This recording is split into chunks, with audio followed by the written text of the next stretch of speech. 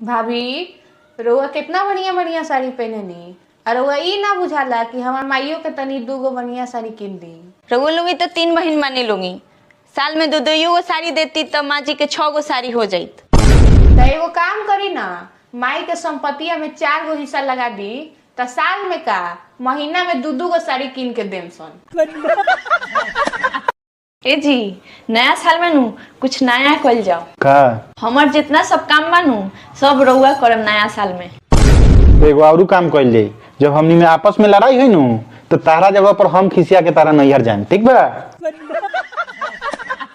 है तारा के 500 रुपया देले रही नु, दो 500 रुपया दूध वाला के पैसा देवे के बा। पैसा कैसन पैसा? अरे देले ना रही तारा के।